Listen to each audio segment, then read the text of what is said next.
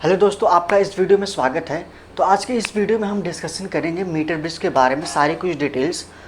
तो अगर आपने इससे पहले वाली वीडियो नहीं देखे हैं जो कि पोटेंशियल मीटर पे बेस्ड है, तो मैं आई बटन में दे दूंगा वीडियो, आप वहाँ से चेकआउट कर सकते हैं।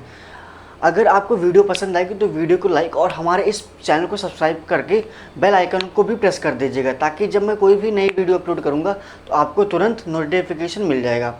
तो बिना टाइम वेस्ट किए वीडियो को शुरू करते हैं।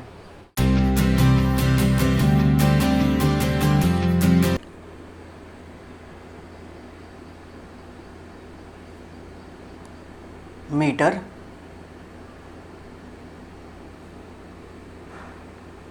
ब्रिज, ठीक है। तो मीटर ब्रिज होता क्या है? एक टाइप का इलेक्ट्रिकल इंस्ट्रूमेंट होता है जिसका काम होता है अननोन रेजिस्टेंस को मेजर करना, ठीक है। It is the type of it is a type of electrical instrument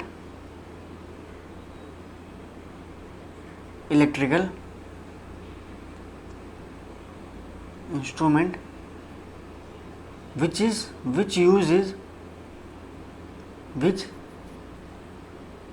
is used to measure unknown resistance, ठीक है। ये एक इलेक्ट्रिकल डिवाइस होता है जिसका काम होता है अननोन रेजिस्टेंस को मेजर करना। जैसे फॉर एग्जांपल ले ले, अगर कोई भी वायर आपको दे दे, उसका रेजिस्टेंस आपको पता ना हो, ठीक है, तो मीटर ब्रिज की हेल्प से आप उसका रेजिस्टेंस फाइंड आउट कर सकते हैं कि उसका रेजिस्टेंस कितना है वायर का, ठीक है। तो इसमें एक चीज़ देख लेते हैं, it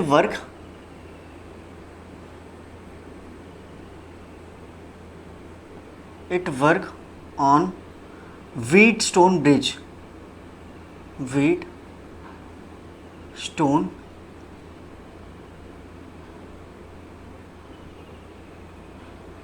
it work based on भी आप कर सकते हैं। ये जो है, ये जैसे व्हीटस्टोन ब्रिज का वर्क था ना कि R1/R2 इक्वल्स टू R3/R4, अगर ये वाला कंडीशन फॉलो करेगा तो बीच वाले से करंट फ्लो नहीं होगा, ठीक है। ये बेसिकली व्हीटस्टोन ब्रिज के उसके बेसिकली प्रिंसिपल पे ही डिपेंडेंट है, ऐसे बोल सकते हैं। व्हीटस्टोन ब्रिज का ही एप्लीकेशन पार्ट है मीटर ब्रिज, ठीक है। तो उसका कंस्ट्रक्शन देख लेते हैं, मीटर ब्रिज होता क्या है।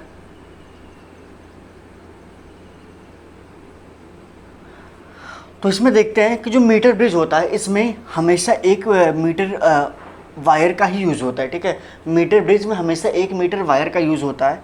1 मीटर की बात करें या फिर 100 सेंटीमीटर का वायर का यूज़ होता है, ठीक है। तो इसमें क्या होता है, एक वायर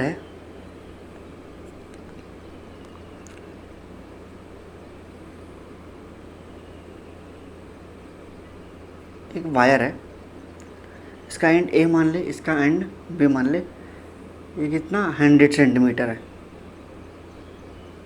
100 सेंटीमीटर है, ठीक है।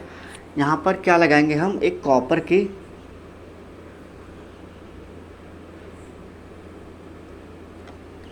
की थिक प्लेट लगा देंगे। इधर भी हम कॉपर की एक थिक प्लेट लगा देंगे,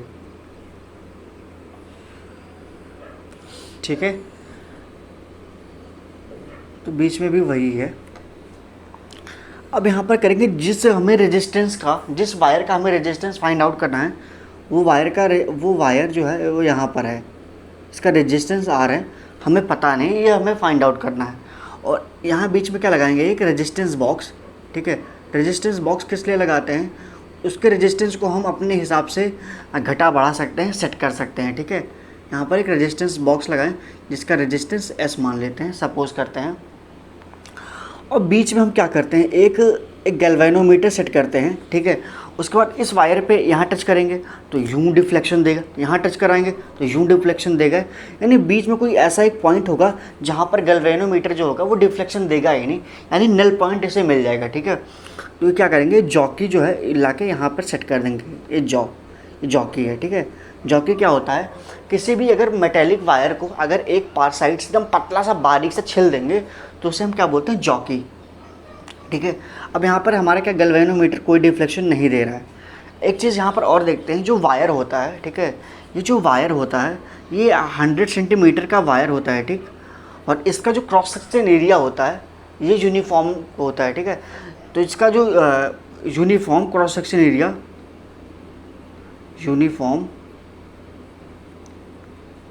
cross section, uniform cross section area, और दूसरी बात जो ये वायर होता है, ठीक है, ये अलॉय का बना होता है। हम उस पोटेंशियोमीटर में भी बात किए थे कि ये अलॉय का बना होता है, मीन्स इसका जो रेजिस्टेंस है किसी भी टेम्परेचर पे डिपेंड नहीं करता है, ठीक है। दूसरा ये कॉन्स्टेंटेन या मैग्नेट की वायर होता है। आप बोल रहे हैं क्यों ऐसा करते हैं? जैसे हम मीटर ब्रिज कर रहे हैं, ठीक है, जब उसमें हम करंट फ्लो करवाएंगे तो अगर ये कॉन्स्टेंटेन या मैग्नेट का वायर नहीं होगा तो उसमें जब वायर में करंट फ्लो होगा तो कुछ ना कुछ वायर हीट होगा, ठीक है। और जब वायर हीट होगा तो क्या होगा, अगर ये कॉन्स्टेंटेन या मैग्नेट का नहीं होगा तो उसका रेजिस्टेंस भी चेंज हो जाएगा। तो हम कैलकुलेशन करेंगे, कुछ दूसरा आएगा, कुछ दूसरा, इसलिए यहाँ पर कॉन्स्टेंटेन या मैग्नेट की वायर लेते हैं जिसका रेजिस्टेंस या रेजिस्टिविटी जो होता है वो टेम्परेचर पे डिपेंड नहीं होता है, ठीक है। तो यहाँ पर जो वायर यूज़ करते हैं वो एलॉय के होते हैं, ठीक है।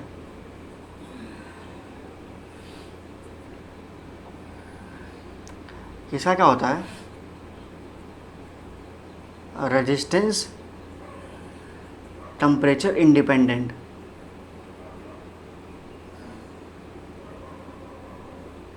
टेम्परेचर रेजिस्टेंस टेम्परेचर इंडिपेंडेंट, ठीक है। यहाँ पर क्या करेंगे, हम एक बैटरी कनेक्ट कर देंगे,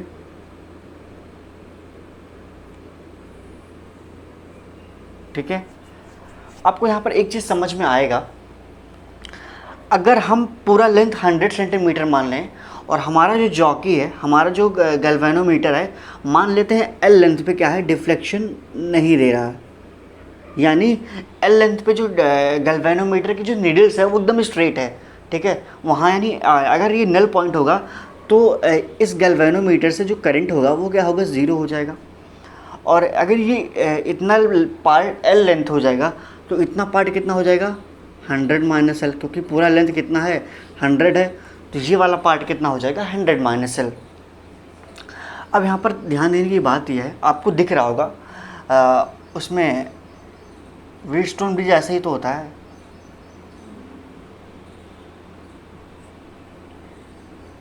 बीच में से गैल्वेनोमीटर होता है जो कि कोई डिफ्लेक्शन नहीं देता, करंट आई इक्वल्स टू 0 हो जाता है, क्योंकि दोनों एंड पे क्या होता है, पोटेंशियल सेम हो जाता है। तो अगर पोटेंशियल सेम हो जाएगा तो करंट का फ्लो वहाँ ऊपर होगा नहीं, क्यों, क्योंकि पोटेंशियल करंट हमारा कब फ्लो होता है, higher potential to lower potential की तरफ। तो दोनों एंड पे अगर पोटेंशियल सेम हो जाएगा तो करंट फ्लो होगा नहीं, ठीक है। तो आपको दिख रहा होगा जी अपॉन ई, लेकिन आप बोल रहे हैं लेंथ एल है, तो इसमें रेजिस्टेंस कैसे फाइंड आउट करें, तो उसको भी देख लेते हैं हम। ये नीचे वाला पार्ट मिटा दे रहा हूँ,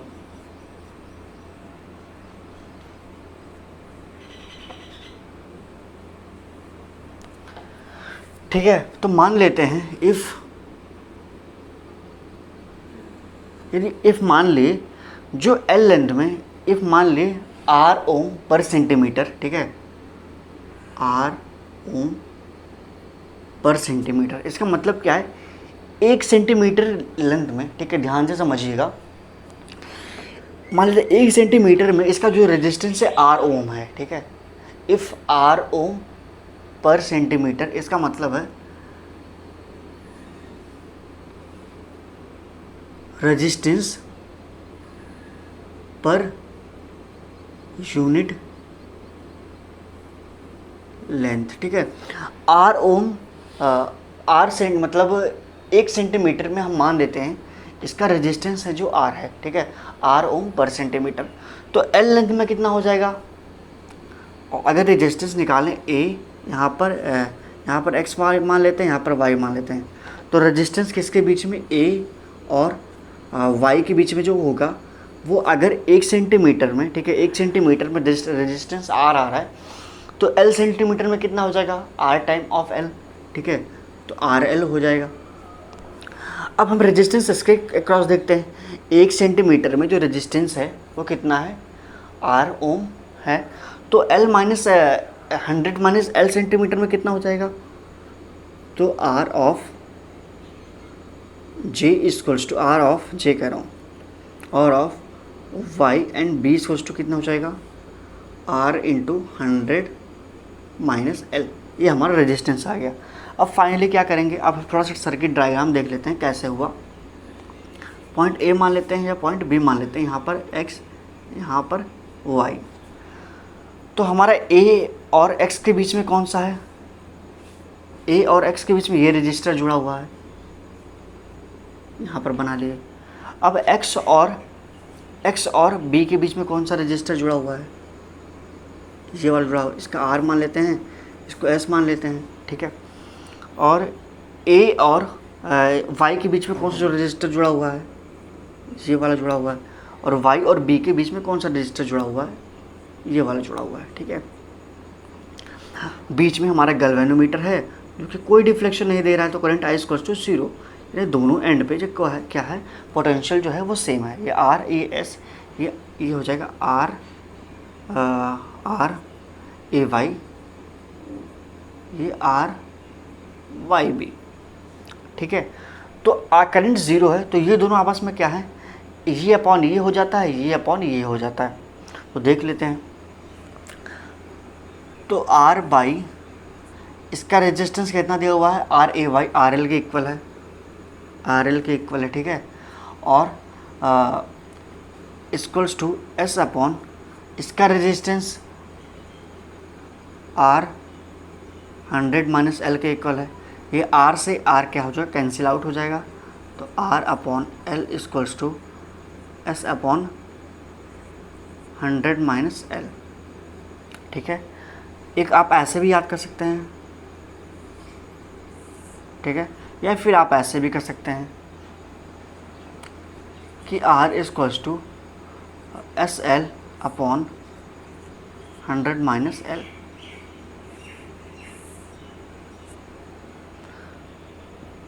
R equals to SL upon 100 minus L। तो एक बार फिर से इसको देख लेते हैं। मीटर ब्रिज क्या होता है, एक इलेक्ट्रिकल इंस्ट्रूमेंट होता है जिसका यूज़ हम करते हैं अननोन रेजिस्टेंस को मेज़र करने के लिए, ठीक है। अब ये जो वर्क करता है, क्योंकि यहाँ पर इसका वर्क जो है ये it work based on Wheatstone bridge. ये व्हीटस्टोन ब्रिज का प्रिंसिपल जैसा है, जो उसका जो प्रिंसिपल है वैसे ही ये वर्क करता है, ठीक है। यहाँ पर आप एक चीज़ देख लेते हैं, कंस्ट्रक्शन क्या है, एक वायर है जिसका क्रॉस सेक्शन एरिया सेम है और एक कॉन्स्टेंटिन या मैग्नीन का वायर है, ठीक है। और यहाँ पर एक कॉपर की स्टिक है, ठीक है। ये कॉपर की स्टिक है मेटेलिक, ठीक है। यहाँ से हमें रेजिस्टेंस फाइंड आउट करना, हमने यहाँ रखा, यहाँ पर एक क्या रेजिस्टेंस बॉक्स किया। क्यों रेजिस्टेंस बॉक्स करेंगे, उसके रेजिस्टेंस को कम ज़्यादा कर सकते हैं अपने अकॉर्डिंग, जितना हमें नीड होगा, ठीक है। फिर ये लेंथ, अब मान लिया, अगर ये मान लेते हैं जो गैल्वेनोमीटर है, या मान लेते हैं L लेंथ पे क्या डिफ्लेक्शन नहीं दे रहा है, ठीक है। L लेंथ पे डिफ्लेक्शन नहीं दे रहा है, इसका मतलब ये है कि इस लेंथ पे इसका जो करंट की वैल्यू है, गैल्वेनोमीटर से कोई करंट नहीं फ्लो होगा, तो I इक्वल्स टू क्या हो जाएगा, 0 हो जाएगा, ठीक है। तो हम अगर मान लें पूरा लेंथ 100 है, तो इतना लेंथ कितना हो जाएगा, L हो जाएगा, और इतना लेंथ क्या हो जाएगा, 100 माइनस L हो जाएगा, ठीक है। यहाँ से हमने एक बैटरी कनेक्ट किया। अब मान लेते हैं, अब ये व्हीटस्टोन ब्रिज हमें लग रहा है ये अपॉन ये, तो इफ़ मान लेते हैं 1 सेंटीमीटर में जो रेजिस्टेंस है कितना है, R ओम है, ठीक है, R ओम पर सेंटीमीटर। तो L लेंथ में कितना हो जाएगा, RL के इक्वल हो जाएगा, और 100 माइनस L लेंथ में कितना हो जाएगा, R इंटू 100 माइनस L। फिर क्या, ये अपॉन ये करेंगे तो फॉर्मूला आ जाएगा, ठीक है। अब इसमें एक चीज़ और आता है, क्या ये मोस्ट एक्यूरेट वैल्यू मेज़र करता है। हमें भी पता है कि ये जो है मीटर ब्रिज है, ये क्या है, रेजिस्टेंस फाइंड आउट करने के लिए मोस्ट एक्यूरेट वैल्यू मेज़र करता है, तो मुझे भी पता है। तो क्या ये गलत नहीं हो सकता, कोई जितने इलेक्ट्रिक इंस्ट्रूमेंट होते हैं क्या 100% वो करेक्ट होते हैं, नहीं, 100% वो एक्यूरेट वैल्यू नहीं देते हैं। हाँ, काफ़ी हद तक वो एक्यूरेट वैल्यू देंगे, काफ़ी हद तक सिमिलर वैल्यू देंगे, बट अगर आप ये नहीं बोल सकते हैं कि ये मोस्ट एक्यूरेट वैल्यू है या 100% करेक्ट वैल्यू है, उसको आप नहीं बोल सकते। कैसे नहीं बोल सकते? ठीक है, जैसे आप मेज़र कर रहे हैं, ठीक है, जैसे आप मेज़र कर रहे हैं, आपने मेज़र किया तो जो नल पॉइंट्स आ रहा है, यानी नल पॉइंट शो हो रहा है, यानी जो नल पॉइंट शो हो रहा है वो 40, हाँ नीचे की चीज़ और देखेंगे, इसके नीचे क्या जो लेंथ हम मेजर करते हैं ना, वो नीचे स्केल लगा देते हैं, स्केल से ऐसे खुचुक खुचुक मेजर करते हैं, खुचुक खुचुक खुचुक खुचुक खुचुक ऐसे छोटा छोटा छोटा छोटा ऐसे ऐसे कर देंगे। ठीक है, अब लेंथ हम तो इतना स्केल है ही, 1 मीटर का वायर है और नल पॉइंट तो मेज़र कर ही लेंगे, स्केल से मेज़र कर लेंगे। तो क्या ये जो एरर आता है इसका कब आता है? जैसे हम कोई चीज़ मेज़र कर रहे हैं, हमारा मान लेते हैं 40, जो लीस्ट काउंट होता है स्केल का कितना होता है, जैसे मान लें सेंटीमीटर में है तो 40.2 सेंटीमीटर और एक आया 40.3 सेंटीमीटर। ये क्या है? लीस्ट काउंट है स्केल का। लेट सपोज करें जो डिफ्लेक्शन आ रहा है 40.25 सेंटीमीटर पे आ रहा है, तो वहाँ कुछ ना कुछ वैल्यू एरर होगा ना, लेकिन मोस्ट एक्यूरेट वैल्यू है, ऑलमोस्ट सिमिलर रेजिस्टेंस है। एक चीज़ यहाँ पर ध्यान दीजिएगा, अगर यहाँ L की वैल्यू चेंज होगी, ठीक है, फॉर्मूला क्या है? R upon L equals to S upon 100 minus L। यहाँ पर ध्यान दीजिएगा, अगर L की वैल्यू क्या है चेंज होगी तो ये वैल्यू भी चेंज होगी। ठीक है, अगर L की वैल्यू चेंज होगी तो ये वैल्यू भी चेंज होगी, तो थोड़ा सा एरर आएगा क्वेश्चन में। ठीक है, यहाँ पर एक चीज़ और है इस कॉन्सेप्ट में कि जो ये वायर है, ठीक है, जो वायर है ये डिफ्लेक्शन, ये जो जॉकी है इसको इधर लाते हैं, बीच में कहीं नल पॉइंट होता है, तो क्या जब इधर लाते हैं तो क्या उस पर वायर पे रगड़ के लाते हैं या वायर पे इधर उधर रगड़ के लाते हैं? रगड़ पे नहीं लाते हैं, बेसिकली इस वायर को उठा के इस पे ऐसे प्लेस करते हैं और यहाँ उठा के इसको यहाँ पे प्लेस करते हैं। क्यों रगड़ते नहीं हैं वहाँ पर? इसके पीछे रीज़न है, क्योंकि ये जॉकी जो होता है आगे से छिला होता है, अगर आप वायर पे रगड़ेंगे तो वायर का जो है क्रॉस सेक्शन एरिया सेम हो जाएगा। अगर क्रॉस सेक्शन एरिया कम हो जाएगा तो उसका रेजिस्टेंस क्या हो जाएगा? R equals to rho L by A। अगर ये डिक्रीज़ करे तो रेजिस्टेंस क्या हो जाएगा? इंक्रीज़ हो जाएगा। ठीक है, अगर area cross section area decrease करेगा तो उसका रेजिस्टेंस क्या होगा? इंक्रीज़ कर जाएगा। तो जो यहाँ पर हम मेज़र कर रहे हैं वो चीज़ें झोल झाल हो जाएंगी। ठीक है, तो कुछ क्वेश्चन भी देख लेते हैं थ्योरी पार्ट्स में, बस इतना ही, कुछ क्वेश्चन 2-4 देख लेते हैं बस। ठीक है, तो वीडियो पॉज करके मैं क्वेश्चन लिख ले रहा हूँ।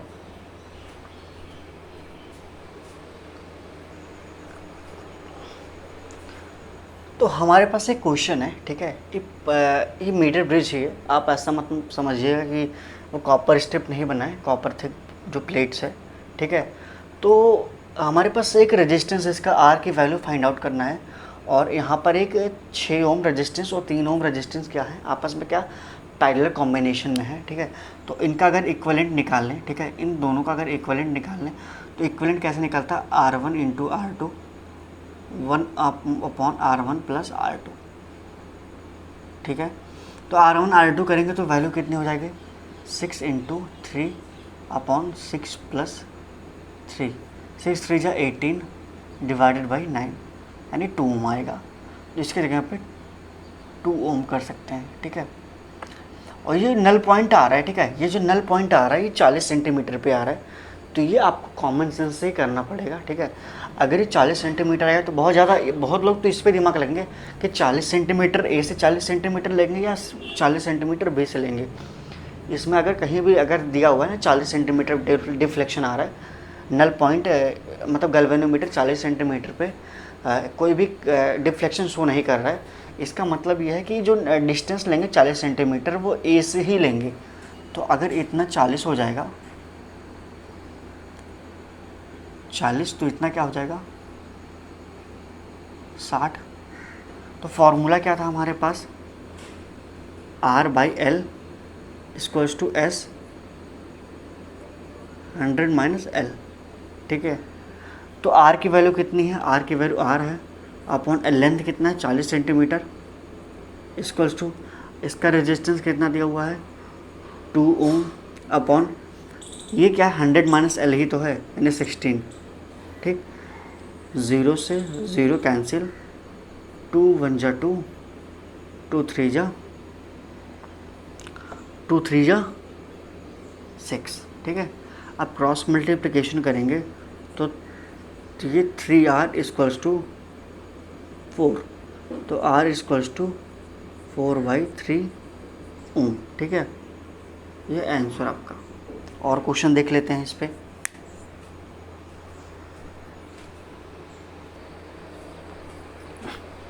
तो हमारे पास एक दूसरा क्वेश्चन है, ठीक है। ये दोनों हमें r की वैल्यू फाइंड आउट करनी है, ठीक है। ये 4 ओम के साथ वो क्या है, पैरेलल में जुड़ा हुआ है, और ये आपस में कैसे जुड़े हुए हैं, पैरेलल में। तो इसका जो नल पॉइंट आ रहा है वो 25 सेंटीमीटर पे आ रहा है, तो मीन्स ये वाली लेंथ जो होगी वो 25 सेंटीमीटर, और ये वाली लेंथ जो होगी वो कितनी हो जाएगी, 75 सेंटीमीटर, ठीक है। यहाँ पर एक चीज़ देखें, इसका अगर इक्वलेंट रेजिस्टेंस फाइंड आउट करें तो 1/r अगर देखें तो 1/6 प्लस 1/2 प्लस 1/3, ठीक है। तो यहाँ पर अगर इसका एलसीएम क्या होगा, 6 हो जाएगा, तो 6 से 6 में डिवाइड करेंगे तो 1 × 1 तो 1 ही रखेंगे, प्लस 2 3 जा 6 तो 3 × 1 तो 3, प्लस 3 2 जा 6 तो 2 × 1 इक्वल्स टू क्या हो जाएगा, 2 ही होगा। तो आर इक्वलेंट कितना हो जाएगा, 6/6, यानी इसका आर इक्वलेंट 1 ओम आएगा, ठीक है। इसका आर इक्वलेंट जो होगा ये 1 ओम आएगा। और इसका इक्वलेंट कैसे आएगा, इसका इक्वलेंट R1 R2, अब यही होता है ना, R1 R2 upon R1 plus R2। तो R1 R2 करेंगे तो 4R हो जाएगा, अपॉन R1 प्लस R2 करेंगे तो R प्लस 4, यानी इसका इक्वलेंट कितना हो जाएगा, 4R अपॉन R प्लस 4, ठीक है। अब यहाँ पर फाइंड आउट कर लेंगे ये अपॉन ये और ये अपॉन ये, ठीक है। तो यहाँ पर देख लेते हैं 4R अपॉन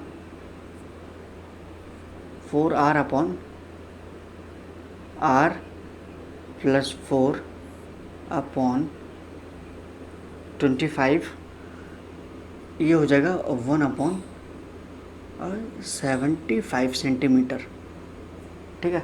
सेंटीमीटर अभी दोनों सेंटीमीटर में ही है, तो 1 और एक इसके हो जाएगा 3, ठीक है।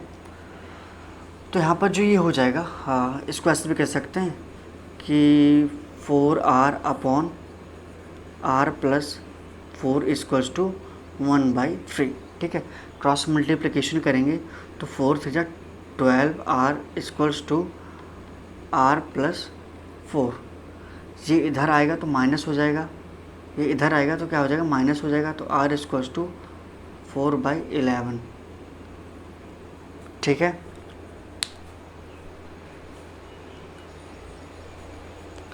तो इसका आंसर कितना आ जाएगा, R इक्वल्स टू 4/11।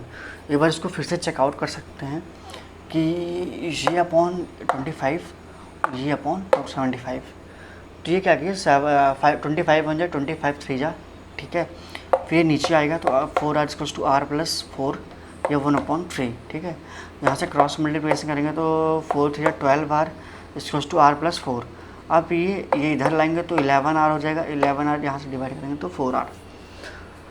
तो फिलहाल आज की वीडियो में बस इतना ही, ठीक है। तो कल की वीडियो में हम डिस्कशन करेंगे कि हम कैसे गैल्वेनोमीटर से एमीटर में कन्वर्ट कर सकते हैं, और गैल्वेनोमीटर से हम वोल्ट मीटर में कन्वर्ट कर सकते हैं। ये इलेक्ट्रिक करंट का लास्ट टॉपिक है। इसके बाद हम एक लेक्चर लेंगे, इसको पूरा अच्छे जो क्वेश्चन है उसको बारे में डिस्कशन करेंगे। उसके बाद मैक्सिमम 2 लेक्चर लगेगा। उसके बाद हम क्या डिस्कशन करेंगे, magnetic effect of electric current, ठीक है। मैग्नेटिज्म में आएंगे फिर, ठीक है। तो अगर आपको वीडियो पसंद आई हो तो वीडियो को लाइक और इस चैनल को सब्सक्राइब करके जो साथ में बेल आइकन है उसको भी प्रेस कर दीजिएगा, ताकि जैसे मैं नए वीडियो अपलोड करूँगा आपको तुरंत नोटिफिकेशन मिल जाएगा। तो thank you so much for watching. नमस्कार।